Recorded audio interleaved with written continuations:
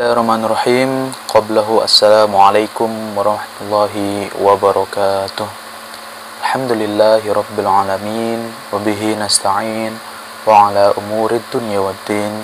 Salatu wassalamu ala sayyidil mursalin wa ala alihi wa ashabihi ajma'in. Amma ba'd. Yang sama-sama kita hormati dosen pengampu studi naskah Al-Quran dan Hadis, beliau Dr. Hasani, kepada teman-teman sekalian yang berbahagia. Baiklah, kami dari kelompok 6. Baiklah, biografi dari Sayyid Qutb terlebih dahulu. Nama lengkap beliau yaitu Sayyid Al-Hajj Qutb bin Ibrahim Hussein Ash-Shadhili. Beliau lahir di desa Mosha, kota Ashur, yakni sekarang di negara Mesir, pada tanggal 9 Oktober 1906 Masehi. Beliau hidup dalam lingkungan yang penuh dengan cinta terhadap Al-Quran, kitab suci Al-Quran.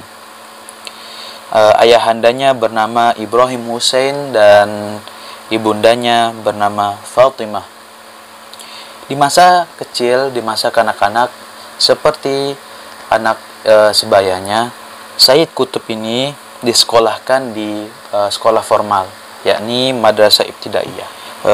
Setelah dari MI lanjut ke sekolah menengah dan juga atas. Jadi itu pendidikan beliau Sayyid Qutb. Kemudian di tahun 1920 sampai 1935, beliau dan keluarga menetap di sebuah bandar kecil di tepi kota Mesir. Kemudian Sayyid Qutb masuk ke Universitas Darul Ulum, mengambil jurusan Bahasa dan Sastra. Kemudian pada tahun 1933, akhirnya beliau lulus dari fakultas tersebut dan mendapatkan gelar LC. Pada tahun 1939 sampai kurun waktu 1951, beliau diangkat menjadi guru dalam Kementerian Pendidikan di Mesir, yaitu bernama Darul Ma'arif.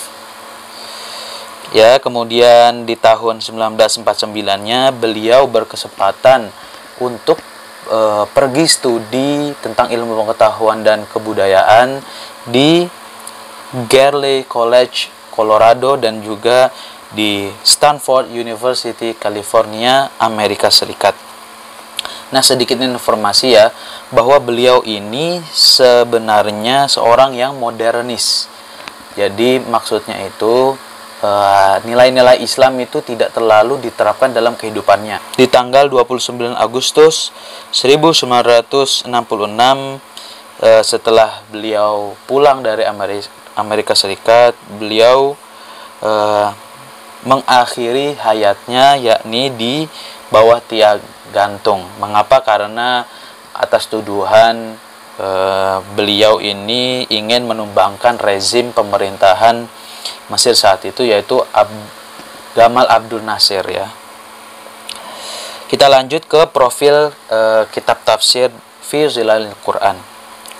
Setidaknya ada 2 fase penulisan kitab tafsir fi Zilalil Quran ini, yakni pertama dari fase penjara, kemudian fase pra-penjara, kemudian dan fase penjara. Di fase pra-penjara, sebelum dipenjara gitu, dia ini mendapatkan tawaran yakni dari penerbit buku gitu untuk menulis karyanya, sehingga dia diterima dalam sebuah majalah harian yakni namanya Al-Muslimun. Ini dikelola oleh kelompok yaitu Ikhwanul Muslimin, sehingga nantinya Sayyid Qutb ini menjadi salah satu tokoh dari kelompok Ikhwanul Muslimin. Nah, nama dari fi Zilalil Quran ini merupakan judul harian gitu, judul harian dari majalah Al-Muslimun. Beliau menyelesaikan tafsir fi Zilalil Quran pada bulan Oktober 1952 dan langsung diterbitkan oleh yang sekarang terkenal yaitu Darul Qutb Al-Islamiyah yang ada di Damaskus. Tujuan dibuatkannya kitab tafsir fi Zilalil Quran ini yaitu untuk mengembalikan gairah umat muslim untuk cinta kepada Al-Quran itu sendiri. Ada beberapa kitab mu'tabaroh tafsir yang menjadi rujukan beliau.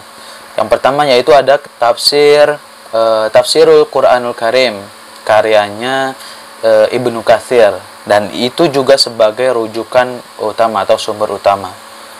Kemudian yang kedua juga ada tafsir Jami'ul Bayan an Tafsiri Ayil Quran ya, an Ta'wili Ayil Quran, karya Imam At-Tabari. Kemudian ada Jami'ul Ahkamil Quran karya Al-Qurtubi. Kemudian ada tafsir Al-Manar karya seorang tokoh pembaharu Islam yaitu Muhammad Abduh, dan seterusnya. Ya, mungkin cukup sekian materi yang dapat saya sampaikan. Kita lanjut ke pemateri selanjutnya. Dipersilahkan. Selanjutnya mengenai isi kandungan Al-Quran Surat Ali Imran ayat ke-123 sampai ke-129. Nah, di sini kami hanya membahas beberapa di antaranya saja. Nah, dalam Surat Ali Imran ayat ke-123 diceritakan bahwa kemenangan atas perang Badar itu sesungguhnya atas pertolongan Allah Subhanahu wa Ta'ala. Pada waktu itu tidak ada yang dapat menolong mereka, baik diri mereka sendiri maupun orang lain. Nah, maka hendaklah apabila mereka bertakwa atau merasa takut, hendaklah mereka bertakwa dan merasa takut itu hanya kepada Allah semata. Kenapa? Karena Allah dialah yang maha berkuasa untuk memberikan kemenangan dan kekalahan. Kandungan yang kedua, dalam surat Ali Imran ayat ke-127 sampai 128 mengandung pesan bahwa pertolongan Allah Subhanahu wa Ta'ala ini itu tidak ada campur tangan Rasul Shallallahu Alaihi Wasallam dan tidak ada campur tangan para mujahidin dalam hal pemberian pertolongan tersebut. Kemenangan kaum muslimin itu menjadi nasihat dan pelajaran bagi orang-orang kafir dan dapat menuntun mereka untuk beriman kepada Allah Subhanahu wa Ta'ala. Kemudian ketetapan ini diakhiri dengan menetapkan suatu prinsip besar, yaitu semua urusan yang ada di alam semesta ini ialah kepunyaan Allah Subhanahu wa Ta'ala. Karena itu Ia mengampuni siapa saja yang Ia kehendaki dan mengazab siapa saja yang Ia kehendaki. Sekian dari saya. Apabila ada salah kata, saya mohon maaf. Jadi di sini saya akan menjelaskan tentang penafsiran daripada Quran Surah Ali Imran ayat 123 sampai dengan 126. Perang Badar terjadi pada hari Jumat tanggal 17 Ramadan 2 Hijriah atau bertepatan dengan tanggal 17 Maret tahun 624 Masehi. Nah, Nabi Muhammad sendiri keluar bersama pasukan kaum muslimin dengan bermaksud mengejar kafilah Quraisy yang pulang dari negeri Syam.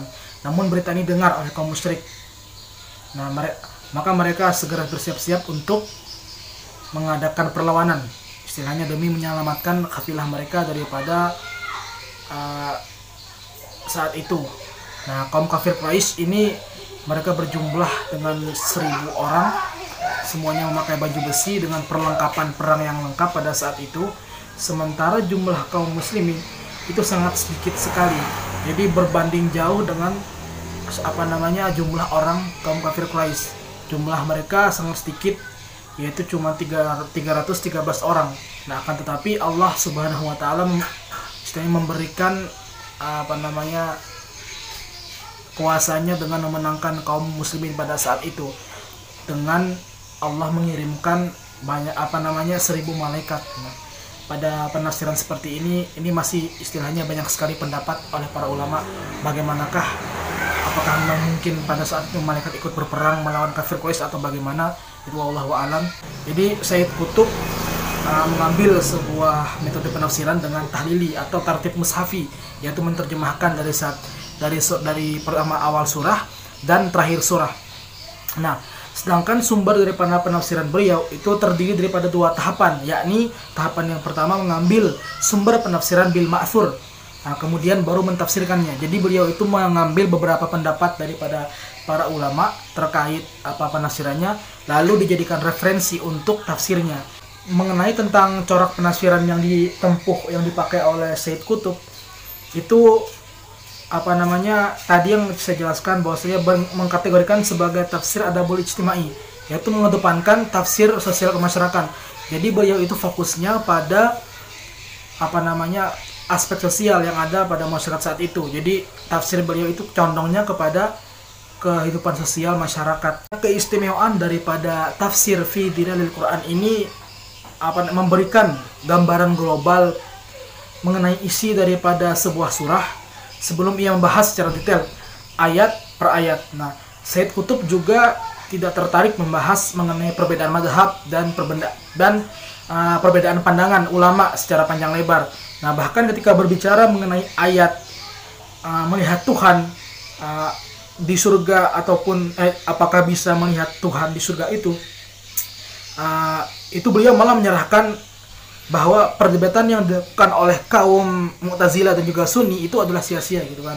Maka daripada itu kitab tafsir fi Dhilalil Quran ini dikenal sebagai kitab yang memiliki bahasa yang sastra yang sangat tinggi gitu kan. Jadi kitab tafsir fi Dhilalil Quran ini merupakan kitab tafsir yang kontemporer. Jadi mampu menjawab berbagai problematika yang terjadi pada saat ini. Jadi tafsir ini sangat kompetitif lah dalam menjawab berbagai permasalahan yang ada saat ini. Tafsir fi Dhilalil Quran ini juga dikategorikan sebagai tafsir yang memiliki corak yang baru. Jadi bisa dikatakan bahwasanya tafsir ini itu adalah tafsir yang unik gitu kan. Dan juga langkah-langkah yang ditempuh juga adalah hal yang baru gitu kan. Nah, dan juga bisa dikatakan sebagai tafsir dalam bidang pergerakan, karena Sayyid Qutb istilahnya dalam bidang pergerakannya itu sangat ikut andil gitu kan dalam melakukan pergerakan, terutama dalam menafsirkan tafsir fi Dhilalil Quran ini. Makanya terdiri pada 12 juz kan. Dia banyak sekali gitu. Bahkan ketika itu beliau dicoboskan dalam penjara dan menyelesaikan penafsirannya di dalam penjara gitu kan. Nah, mungkin sekian dari penjelasan saya.